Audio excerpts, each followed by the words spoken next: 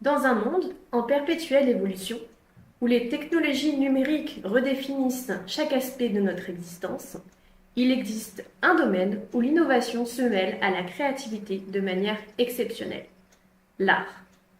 Des réseaux neuronaux aux algorithmes génératifs, des assistants virtuels aux œuvres d'art autonomes, les intelligences artificielles ont transcendé les limites de la créativité humaine, ouvrant ainsi de nouveaux horizons dans le monde de l'art. Dans cette vidéo, nous explorerons la fascinante interaction entre les intelligences artificielles et l'art, en examinant comment ces technologies révolutionnaires transforment le processus de création, défient les notions traditionnelles d'auteur et d'originalité et inspirent de nouvelles formes d'expression artistique. Alors que nous plongeons dans ce voyage au cœur de la créativité numérique, gardons à l'esprit que chaque œuvre d'art générée par une intelligence artificielle soulève des questions profondes sur l'essence même de l'art et de l'humanité.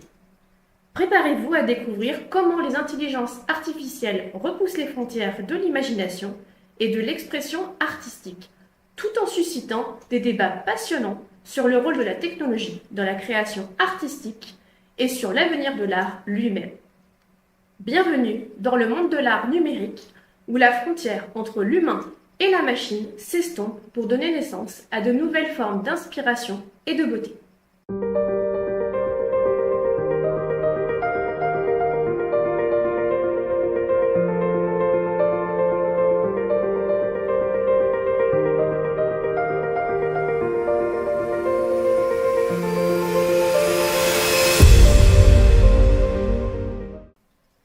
En 1950, dans son ouvrage intitulé en français Machines de calcul et intelligence, Alan Turing, considéré comme le père de l'informatique, pose la question suivante: les machines peuvent-elles penser? Il propose alors un test, désormais connu sous le nom de test de Turing, dans lequel un humain tente de différencier les réponses d'un ordinateur à celles d'un autre être humain. La définition d'Alan Turing sur les intelligences artificielles entrerait donc dans la catégorie des systèmes qui agissent comme des humains. Une intelligence artificielle, ou IA, est donc une technologie qui permet à des machines ou des ordinateurs d'effectuer des tâches qui normalement nécessiteraient une intelligence humaine. En d'autres termes, c'est un système informatique capable d'apprendre à partir de données et de reconnaître des schémas, de prendre des décisions et d'accomplir des tâches de manière autonome, sans intervention humaine directe. Chaque jour, de nouveaux cas d'utilisation de cette technologie émergent et l'art n'en est pas en reste. Le 25 octobre 2018 a été vendu chez Christie's pour 432 500 $ cette impression sur toile intitulée Portrait d'Edmond de Bellamy. Le tableau présente le portrait d'un homme aux traits plutôt flous et fantomatiques, donnant une impression de mystère et de transcendance. Les contours du visage sont délicatement esquissés, avec une palette de couleurs douces et subtiles qui lui confère une apparence presque irréelle. Mais si on y regarde d'encore plus près, on peut observer une signature sous la forme d'un algorithme. Algorithme d'intelligence artificielle qui a été utilisé pour la créer. Cette œuvre a en fait été générée par un algorithme d'apprentissage profond, développé par le collectif d'artistes français Obvious. Plus précisément, elle a été créée à l'aide d'un type particulier de RNG, réseau de neurones génératifs, appelé GAN ou réseau de neurones génératifs antagonistes. Dans un premier temps, le collectif a entraîné un GAN en lui fournissant une très grande collection d'images de portraits classiques. Le GAN va ensuite générer de nouvelles images en combinant et ou extrapolant des caractéristiques qu'il a retenues des portraits existants et va réajuster l'image générée pour ressembler le plus possible à un portrait authentique. Les artistes vont par la suite sélectionner les meilleures images qui auront été générées par le GAN et vont les retravailler selon leurs préférences artistiques pour créer l'effet esthétique souhaité.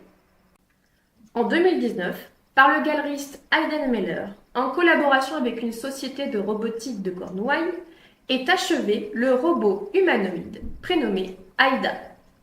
Aïda est une artiste robotique conçue pour explorer les interactions entre l'intelligence artificielle, la robotique et la création artistique.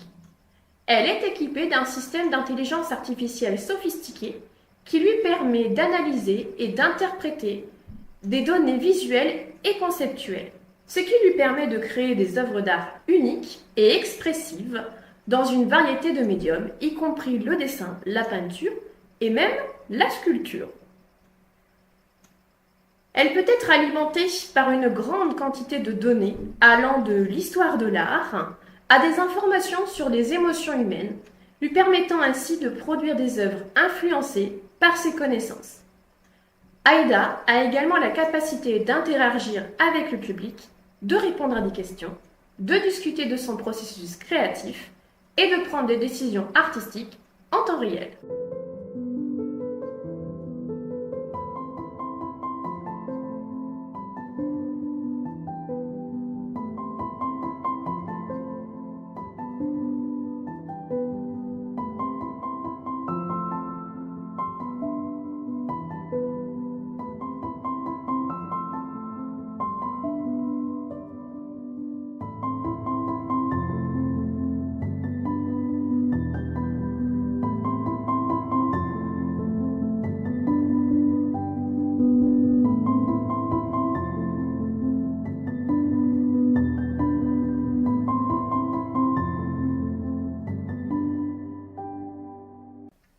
En 2021, Refik Anadol conçoit Machine Hallucination Nature Dreams. Cette œuvre spécifiquement conçue pour la Koninklijke Galerie en Allemagne présente les résultats esthétiques de la recherche sur l'intersection de la conscience humaine, des archives de la nature et de l'intelligence artificielle. Elle explore les possibilités créatives offertes par l'intelligence artificielle et les données numériques en utilisant des algorithmes avancés pour créer des expériences artistiques innovantes et immersives. L'œuvre donne à voir une sculpture de données géante appelée Nature Dreams qui affiche des pigments dynamiques de la nature générés par des machines.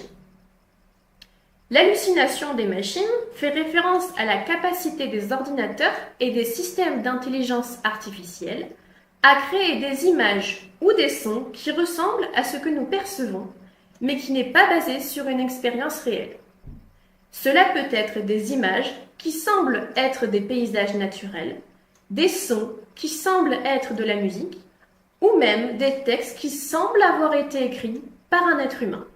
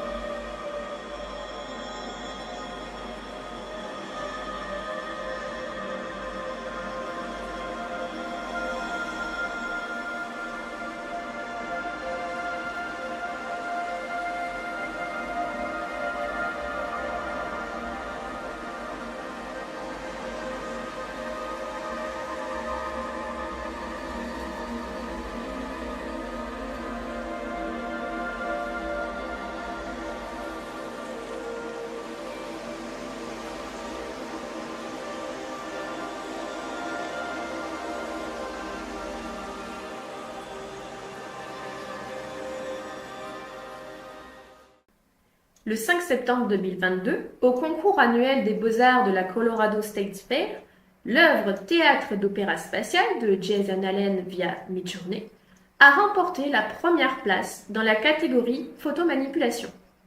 Elle est l'une des premières images générées par intelligence artificielle à remporter un tel prix. Le décor évoque l'intérieur d'un palais ou d'une salle d'opéra, mais il est cependant difficile de savoir si le spectateur est devant ou derrière la scène de ce lieu. Au premier plan, 3 personnages féminins qui regardent vers une large ouverture ronde, point de fuite du tableau. Au second plan, Des silhouettes non détaillées, voire même incomplètes, forment un amas de couleurs sous l'ouverture. À l'extérieur, on distingue la forme d'une ville, mais ici encore, pas de détails identifiables. L'ensemble donne à voir une scène futuriste, avec son ouverture ronde, fenêtre sur un autre monde que l'on retrouve dans certains scénarios de science-fiction, tout en intégrant des éléments picturaux propres à la Renaissance.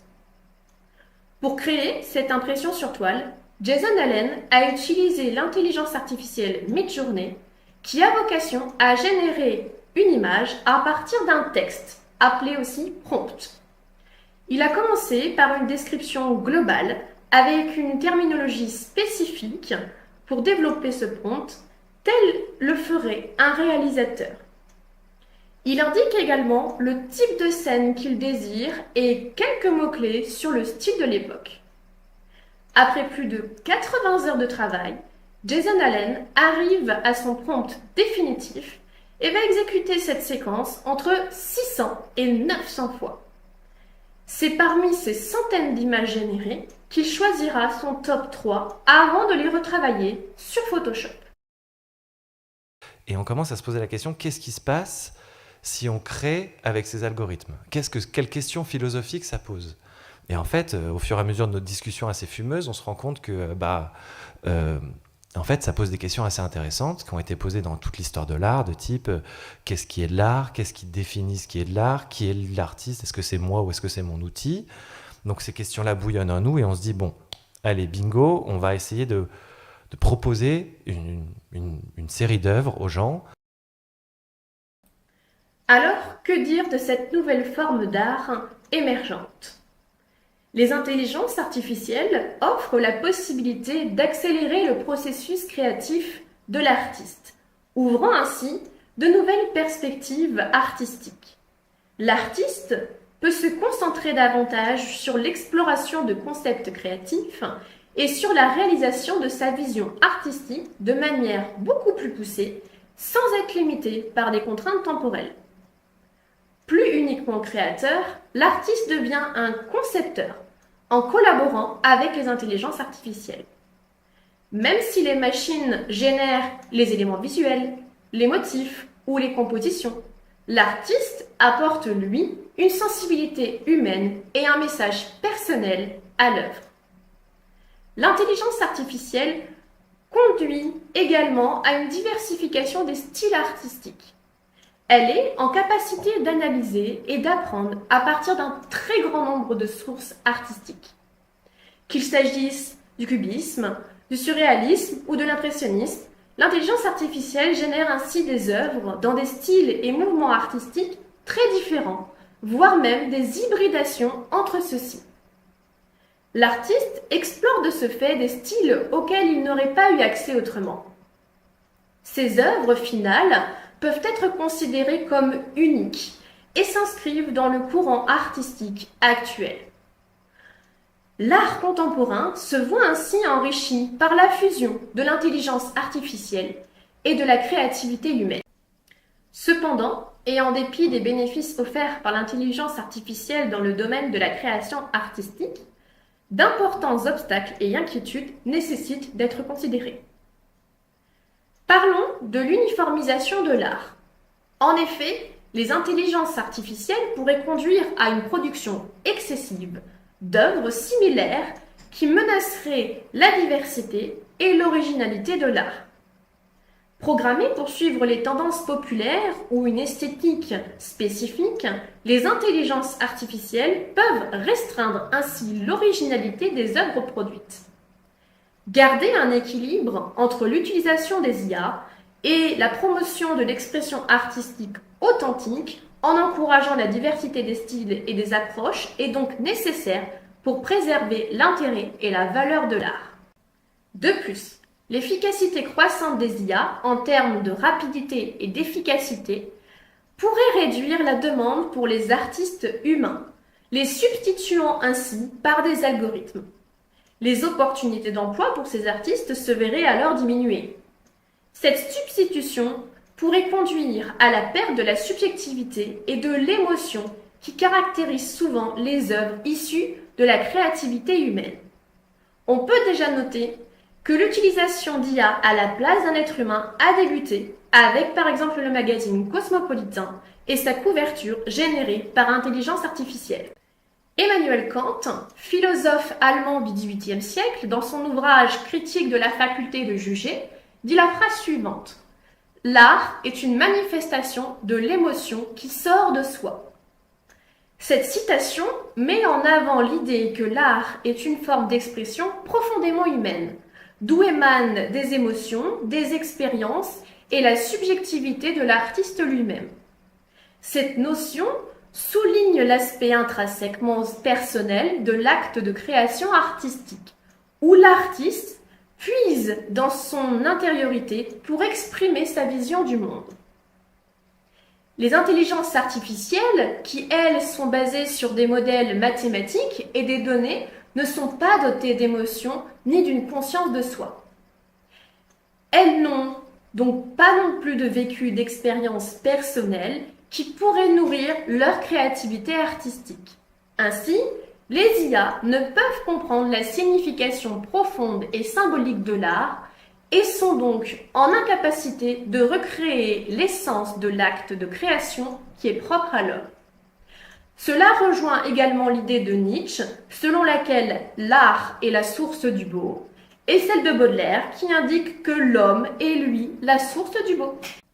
On peut également parler de l'utilisation abusive des intelligences artificielles. L'accessibilité des outils de création d'images par IA soulève des préoccupations éthiques.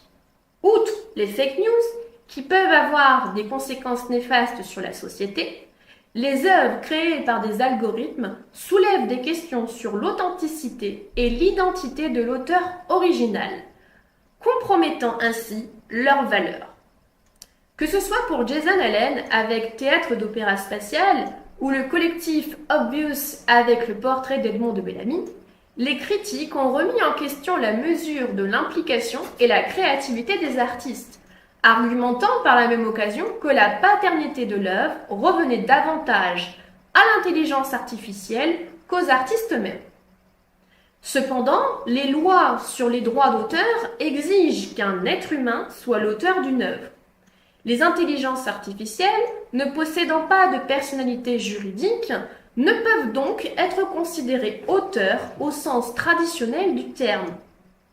Elles ne sont pas non plus capables de donner leur consentement, ni de prendre des décisions légales concernant la gestion de ces droits et de ces responsabilités.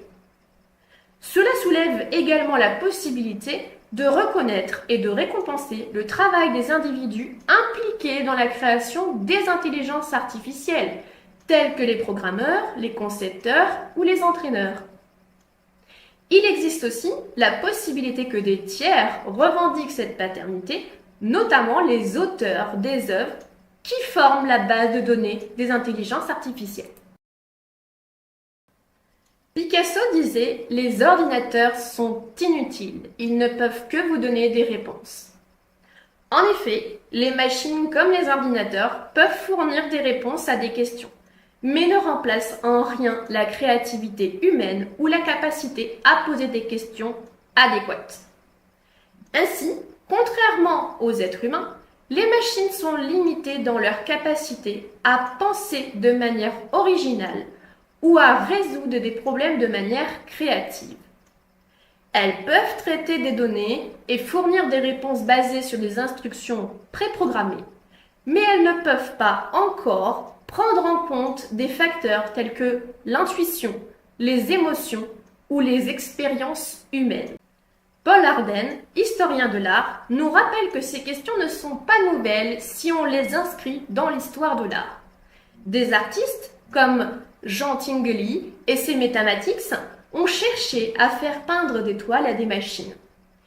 Il ne s'agirait en fait ici que de la continuité de la collaboration féconde entre les arts plastiques et les technologies les plus avancées de notre époque. De la même manière qu'un appareil photo produit l'image, mais laisse la possibilité au photographe de trouver la bonne composition, le bon cadrage et le choix du sujet, les intelligences artificielles sont pour les artistes d'aujourd'hui un outil à leur expression artistique. Ainsi, en nous aventurant dans ce nouveau territoire de l'art numérique, il est essentiel de reconnaître les défis et les opportunités que présente cette évolution. En repoussant les frontières de la créativité, les intelligences artificielles nous invitent à repenser notre relation à l'art et à imaginer de nouveaux horizons pour l'expression artistique.